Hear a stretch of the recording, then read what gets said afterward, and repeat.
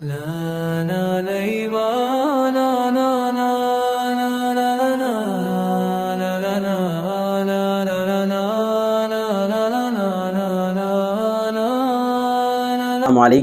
வரஹ்மத்துல்லாஹி பரகாத்துஹு. தொடர் 25. அப்துல்லா இப்னு ரவாஹா என்று சொல்லக்கூடிய ஒரு நபி தோழர். இவரை முஹம்மது நபி ஸல்லல்லாஹு அலைஹி வஸல்லம் அவர்கள் அழைத்து அவருக்கு ஒரு வேலையை கொடுக்கிறார்கள்.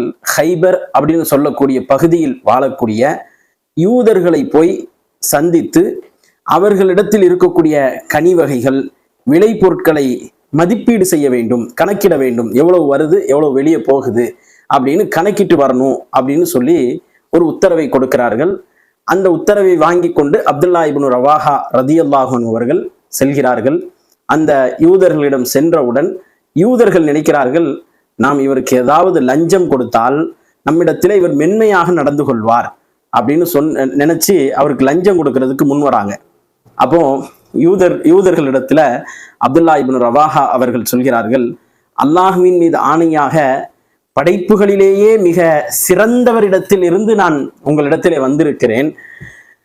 நீங்களோ பன்றிகளாகவும் குரங்குகளாகவும் உங்களுடைய மூதாதையர்கள் மாற்றப்பட்ட ஒரு சமூகத்தில் உள்ளவர்களாக, அதிலும் குறிப்பாக எனக்கு மிகவும் பிடிக்காதவர்களாக இருக்கிறீர்கள் அப்படின்னு சொல்லிட்டு, ஆனாலும் நான் முஹம்மது ஸல்லல்லாஹு அலைஹி வஸல்லம் அவர்கள் மீது வைத்திருக்கக்கூடிய பிரியமோ உங்கள் மீது வைத்திருக்கக்கூடிய வெறுப்போ நான் உங்களிடத்தில் நீதி தவறுவதற்கு காரணமாக இருக்காது என்கின்ற ஒரு வார்த்தையையும் சொல்லிவிடுகிறார்.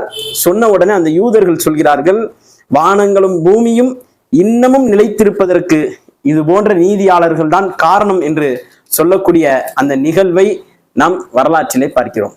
இந்த மனிதர் எப்படி இவ்வளவு நீதியாக நடக்க வேண்டும் என்கின்ற ஒரு மனநிலையில் உருவாக்கப்பட்டிருப்பார். அப்துல்லா இப்னு ரவாஹா அவர்கள் எப்படி இவ்வளவு நீதிமானாக இருந்திருப்பார் அப்படின்னு நம்ம யோசிக்கணுமா இல்லையா? அதுக்கு ஒரு அடிப்படை காரணம் இருக்குது. அதுக்கு முன்னால இன்னைக்கு நீதிங்கிறது முழுக்க முழுக்க செத்து போயிருச்சு அப்படிங்கிறத நம்ம பார்க்கிறோம். எங்கேயுமே நீதி கிடையாது. 75% மக்களுக்கு அநீதி இழைக்கப்பட்டு கொண்டிருக்கிறது. அப்ப இவ்வளவு அநீதி இழைக்கப்பட்டு பலர் சிறையிலே வாழக்கூடிய சூழலை பார்க்கிறோம், சிலர் கொல்லப்பட்ட சூழலை பார்க்கிறோம். இதற்கெல்லாம் காரணம் என்ன? ஒரு நீதி அவர்களுக்கு கிடைக்கவில்லை என்பதுதான் அடிப்படை காரணம். அப்ப நீதி என்பது மிக முக்கியமானது. ஒரு நிரபராதி எந்த காரணத்தை கொண்டும் தண்டிக்கப்பட்டு விடக்கூடாது, எந்த காரணத்தை கொண்டும் அநீதி இழைக்கப்பட்டு விடக்கூடாது என்பதுதான் இஸ்லாத்தினுடைய அடிப்படை அம்சம். அந்த பாடத்தை படிச்சவர் அப்துல்லா இப்னு ரவாஹா. நீங்க நல்லா யோசிச்சு பாருங்க. ஒரு பாலும் கிணறு, அந்த கிணற்றுல ஒரு மனிதன் விழுந்து விடுகிறான். விழுந்து விட்ட மனிதன் அப்படியே பார்த்து கொண்டே இருக்கிறான். அதிகாலை நேரத்தில் விழுந்தவன், மதியம் வருகிறது, மாலை வருகிறது, கத்துகிறான், கூச்சலிடுகிறான். ஏறுவதற்கு எந்த வழியும் கிடையாது. அப்பொழுதுதான் அந்த கிணறு தோண்டப்பட்டு கொண்டிருக்கிறது. அப்படி ஒரு கிணற்றிலே விழுந்த அந்த மனிதன் அப்படியே கத்துகிறான், கதறுகிறான். காப்பாற்றுவதற்கு யாரும் கிடையாது. இரவு நேரம் ஆகிறது, ஏதோ ஒரு கரம் தெரிகிறது காப்பாற்றுவது என்பது போல அவனுடைய கண்ணுக்கு தெரிகிறது. உடனே கையை அப்படி கொடுக்கறான், அங்க ஒண்ணு இல்லை. எப்படி இருக்கும் அந்த நேரத்தில் அவனுக்கு? அப்படியே ஒரு உயிர் போய் வந்திருக்குமா இல்லையா? அந்த இரவு நேரத்திலே, கும்மிருட்டாக இருக்கக்கூடிய நேரத்திலே, இந்த நேரத்துல உண்மையிலேயே ஒரு சப்தம் கேட்குது, வா நான் உன்னை காப்பாற்றுகிறேன் என்று. அந்த கரத்தை பிடிச்சு ஏறும் பொழுது எவ்வளவு மகிழ்ச்சி அடைவான் அந்த மனிதன். உண்மையிலேயே அவனை காப்பாற்றியது ஒரு மனிதன் என்றால் அதுதான் நீதி என்பதிலும் பொருந்தும். அநீதி இழைக்கப்பட்டு உனக்கு உதவி செய்வதற்கு யாரும் இல்லை, அரசும் இல்லை, சொந்த பந்தங்களும் இல்லை. இந்த நேரத்தில் இறைவன் உனக்கு உதவி செய்ய போகிறான் என்கின்ற அந்த சூழலிலே எவ்வளவு மகிழ்ச்சி அடைவோம்.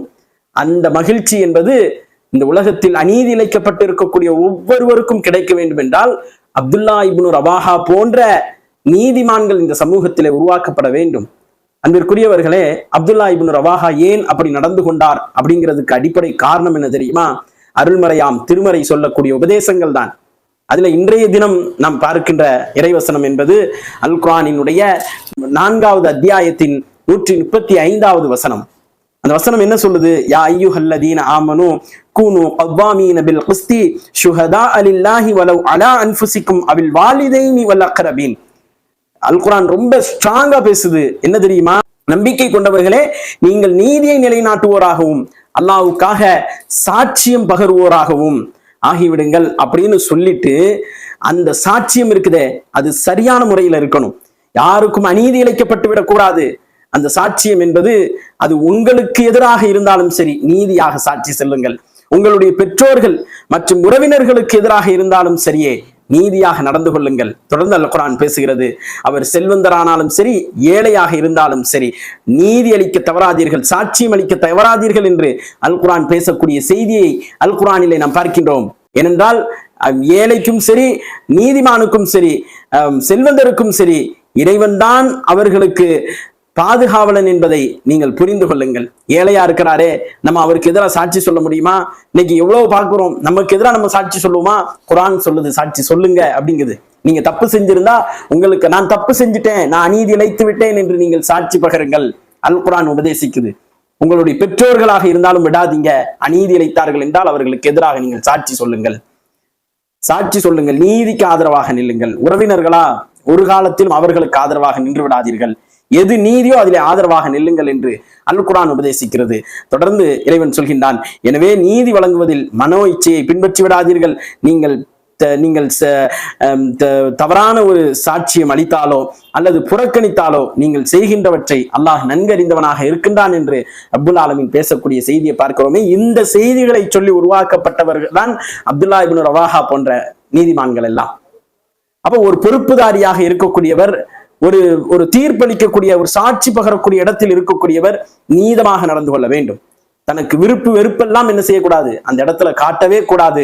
இதை அருள்மறை நமக்கு மிக தெளிவாக பேசுகிறது. ஆக அன்பான சகோதரர்களே, நாமும் இந்த உலகத்தில் நீதியாக நடப்பவர்களாகவும் சாட்சி அளித்தால் நீதியாக சாட்சி அளிப்பவர்களாகவும் இருப்பதற்கு அல்லாஹ் நமக்கு பேரருள் புரிய வேண்டும். அடுத்த தொடரிலே சந்திப்போம். தொடர்ந்து இணைந்திருங்கள். அஸ்ஸலாமு அலைக்கும் வரஹ்மத்துல்லாஹி வரகாத்துஹு.